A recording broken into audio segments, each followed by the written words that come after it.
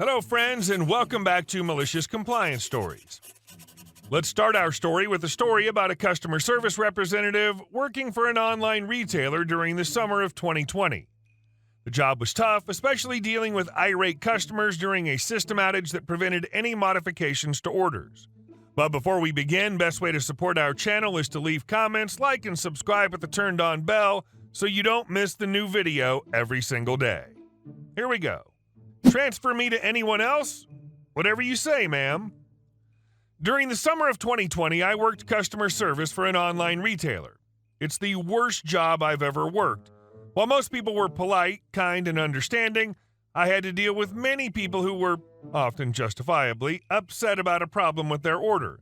But even then, most people would be sure to say their anger was not directed towards me. Faking sympathy for these people was hard enough, but then there would be people berating me personally as if I had something to do with whatever problem they were complaining about. One day, the system we used to track people's orders was down. I wouldn't be able to cancel orders, check when the shipping date was, change the shipping address, nothing. The supervisor told us to tell the customers to call back in an hour, at which point the system would hopefully be back up. Again, most people were understanding that there was literally nothing I could do to modify their orders and said they would call back later. This one lady calls me and is upset about something and wants me to cancel her order. I tell her I apologize for the inconvenience, but I can't at the moment, and that she should call back in an hour. She was not happy with the response. She starts going off about how that's unacceptable. She doesn't have time later. Take down her information and do it later once the system's back up. This is horrible customer service, etc. I constantly have calls coming in, so I can't be dealing with her problem at the same time as speaking to another customer. And more importantly, my shift was going to be finished in 20 minutes, and I sure as hell wasn't waiting around for the system to be back up and doing overtime to cancel this lady's order, especially with her rude, entitled attitude. Eventually, she decides that she has had enough of me and asked to speak with my supervisor. Summer of 2020 is peak COVID, so I was working from home. I explain the situation and say I can't just pass the phone to my supervisor, but what I can do is escalate the issue by putting in a ticket, and the supervisor will call them back in 24 to 48 hours. Of course, this is not good enough for her. She's yelling at me at this point, going on and on about how awful the customer service is, and she's not accepting that there's nothing I can do at the moment. She decides she doesn't want to speak to me anymore and screeches at me to just transfer me to anyone else. I don't care. I don't want to speak to you anymore. I say, okay, just give me a moment. As I'm thinking in my head, you did say anyone, I transfer her to the Spanish customer service line.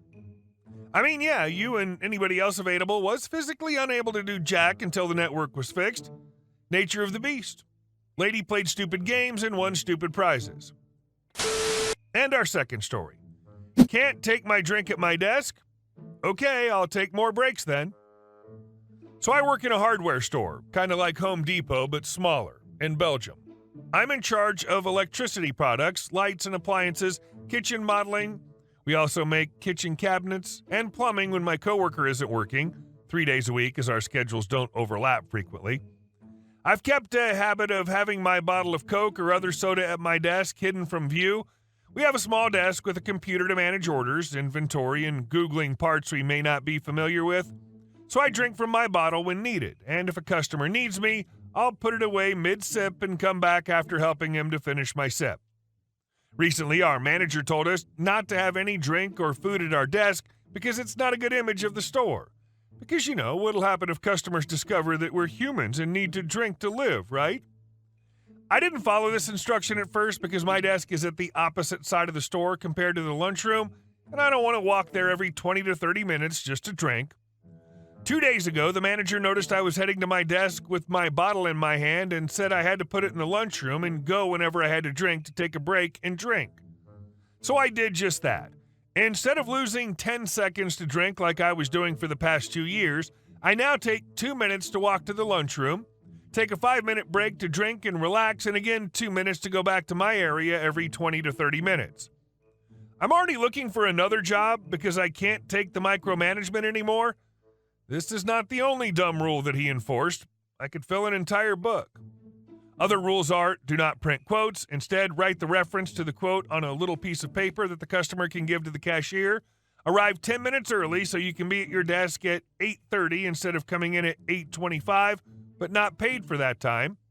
If something's broken and needs to be taken out of the inventory, you have to ask him if you can do it, even for a light bulb. Any inventory has to go by him, but if he's busy, you lose an hour just trying to inventory 10 items.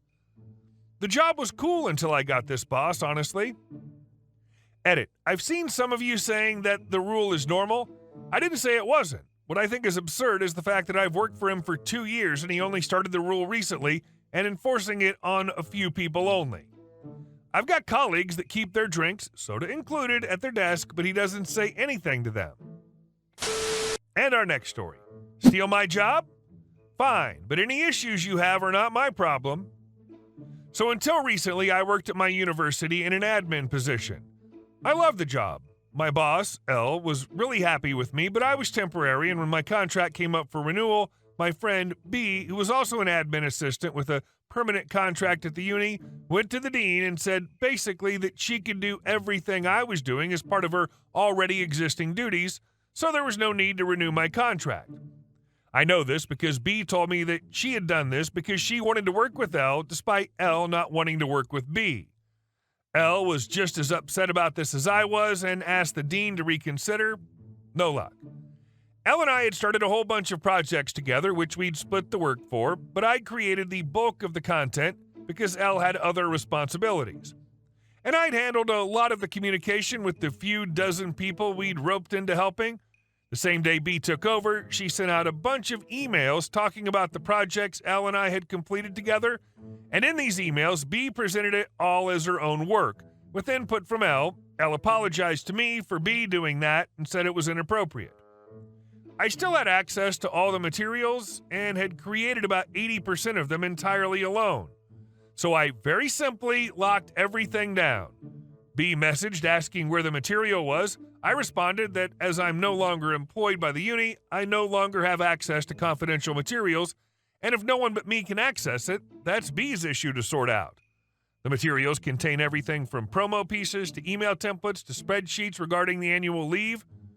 The remaining 20% of content, which both myself and B had access to, was all fairly rough, had some typos, some incorrect dates, the wrong titles in a few places, incomplete paragraphs, minor things like that, all of which were on my list to fix because only I knew about them, and all of which B overlooked and just sent out. As a result, B assigned lecturers up for events that they're not available for. She's had to remake all of my content from scratch. She's not sent out a single email that's 100% correct. She can't get into the social media I created. She can't access the shared inbox I made.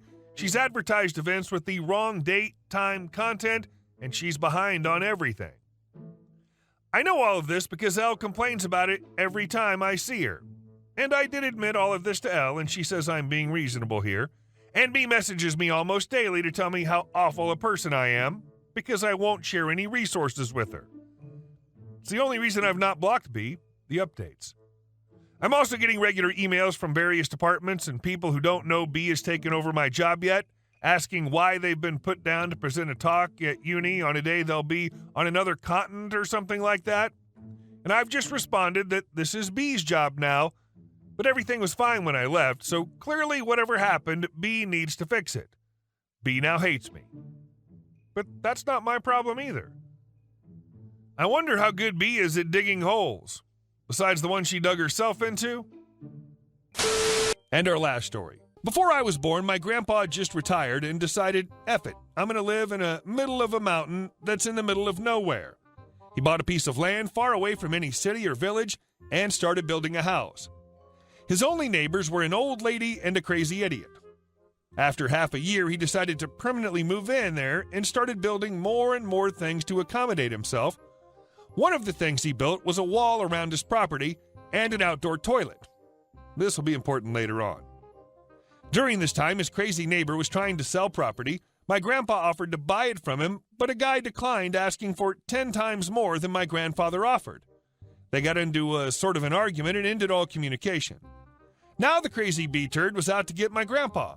He would call communal services and make police officers and inspectors come on a 2-hour ride for every possible thing he could. We're talking about stuff like leaving a dog without a leash in a walled-off backyard or having leftover building materials on road, which my grandpa also built. Before that, they had a friggin' dirt road. Now my grandpa did not mind, but every time the police were involved, they had to go over the backyard belonging to the old lady since works were going on and crazy neighbors sealed off a gate connecting his and my grandpa's property with garbage. It did not look nice or smell nice, but my grandpa was busy with other stuff to keep removing it every night, only for the bee-turd to rebuild it the next morning.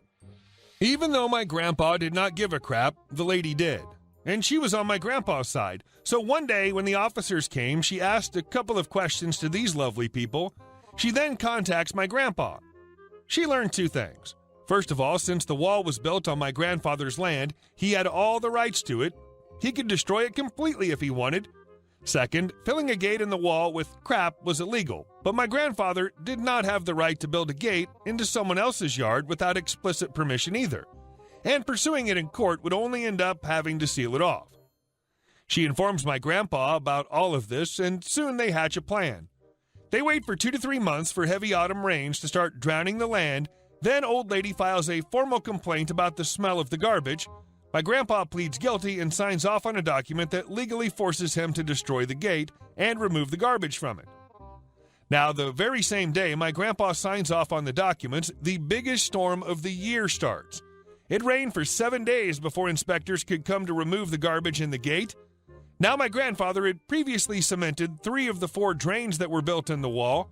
This, plus the mountain being steep, resulted in the wall acting like a dam for all the water that was coming in. Almost the entire yard was filled with water, eventually even lifting everything up from the outdoor toilet my grandfather built. His neighbor tried everything he could to stop the inspectors from destroying that garbage-filled gate. He pleaded and pleaded, but he could do nothing. He didn't own the wall, and he was the one making all the communal calls. And the inspectors grew to hate him. Furthermore, my grandfather had pleaded guilty, meaning that any form of complaint on the decision of the court from a third party was impossible and deemed invalid at this point. After the inspectors removed the gate, a small sea of crap, construction materials, and water poured into the yard of the a-hole and ended up watching the water destroy his entire yard, all while my grandpa and nice old lady were drinking tea from her balcony. Today, while telling me the story, he said, "I felt like God unleashing the flood upon the sinful world back then," which made me chuckle, because I know he's an atheist like me.